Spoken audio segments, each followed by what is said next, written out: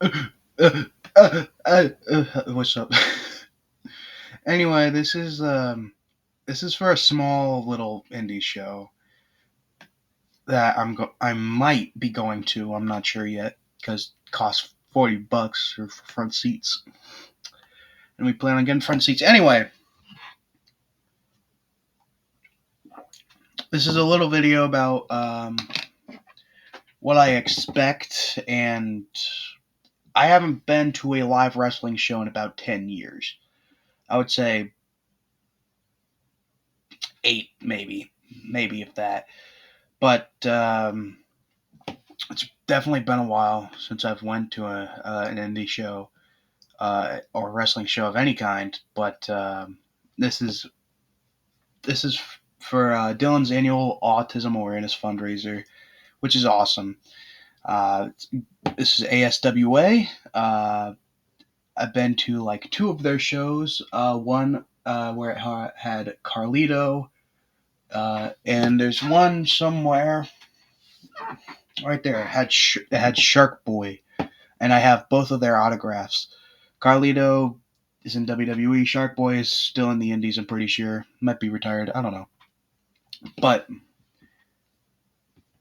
a lot has changed last time I was watching ASWA. I still keep up with their YouTube channel, which is Snapmare Productions. Their actual YouTube channel, ASWA Live, has not been active in a few years, so you might not want to check that one out since I'm pretty sure they moved or something.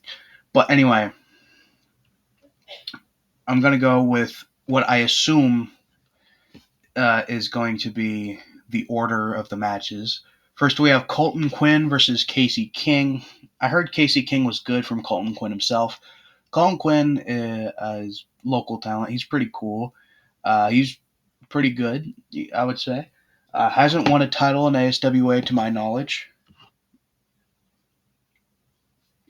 Sorry, I drink tea.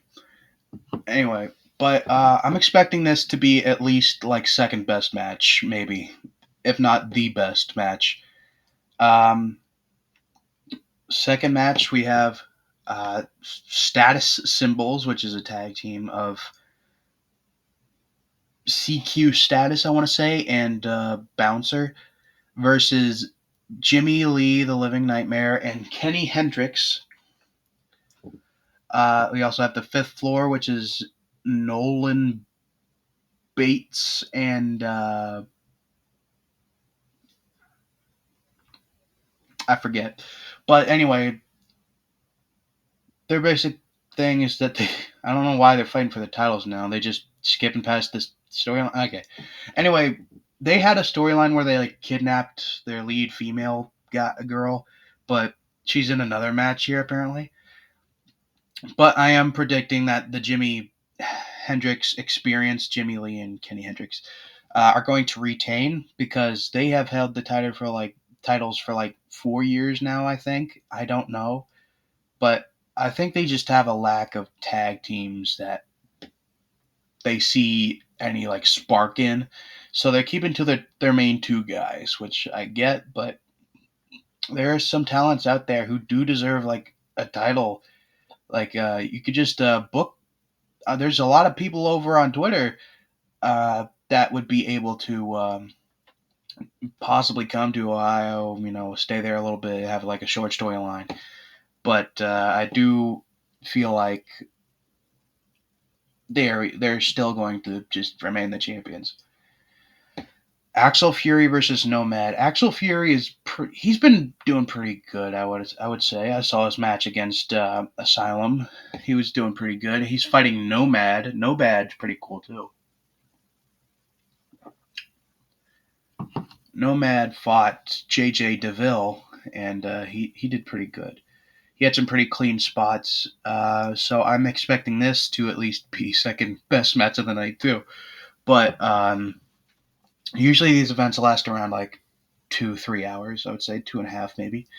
But I do feel like Axel Fury is going over because Nomad, as far as I know, lost most of his matches. And I'm pretty sure this is just a way to get Axel Fury over, to get Nomad some heat, to get something generating in there. Okay, now Tank versus Thunder Kiss. I don't know who Tank is. I just recently found him on Facebook. I don't know who he is, but he's an interesting character. Uh, we have Thunder Kiss. If you want a description of Thunder Kiss, not to be rude to the wrestler himself, but I'm sure he's a great guy and all, but he just looks like dollar store Hulk Hogan.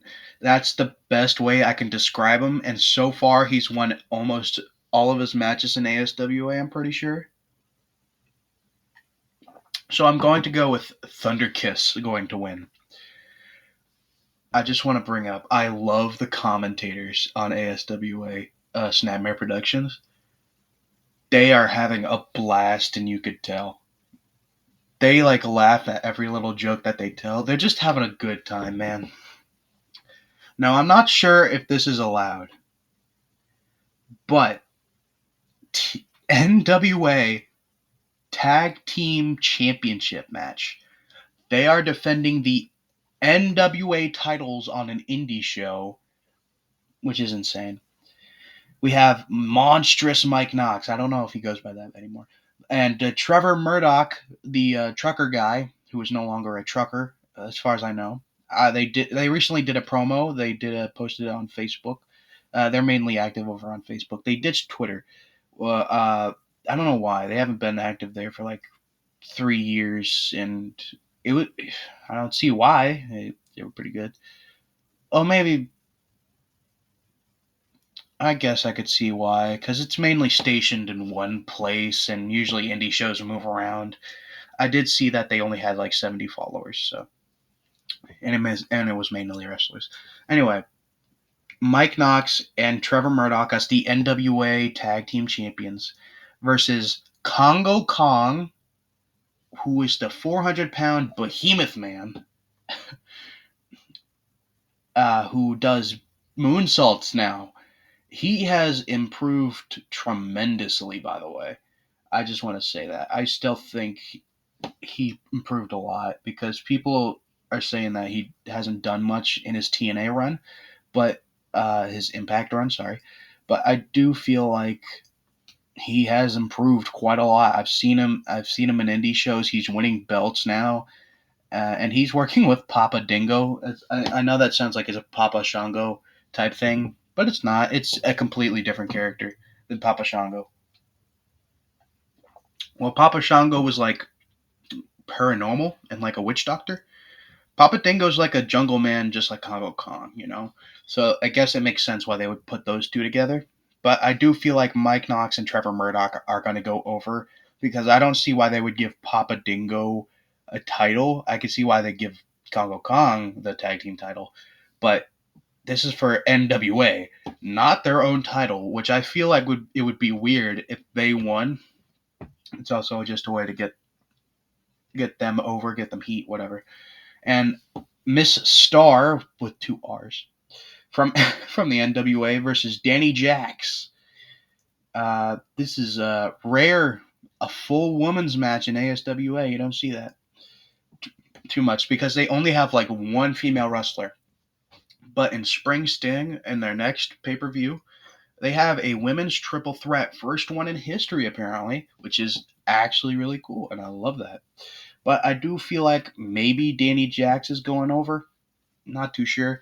But I feel like they would get Miss Star like a bit over. Maybe they might have her win. I don't know, but I feel like that would be a pretty good match. Next match, of course, Nick Brutal, who has been the Universal Champion for about 4 years. Hold up, I have a sign for this. I print signs. Ignore these.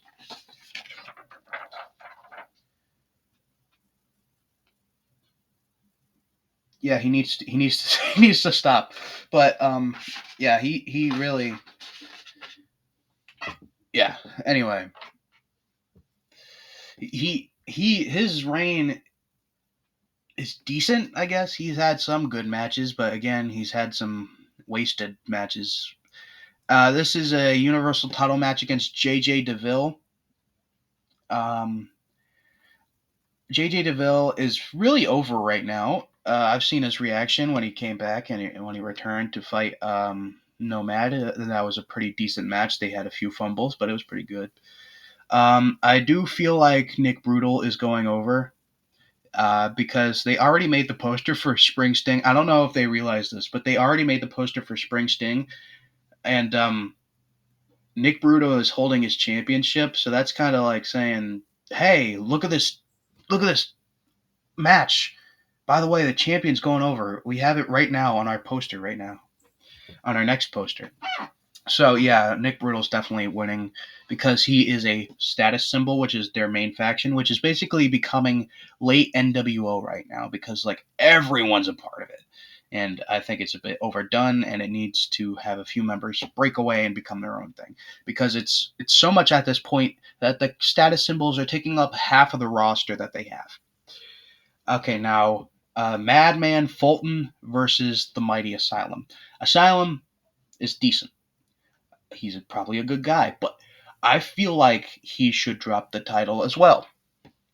Not because he's bad or anything. I just feel like they could do better with a champion because the Universal Champion and the Heavyweight Champion are both part of the status symbols, and it's really not my type of thing to have a big faction where everyone's just holding a title.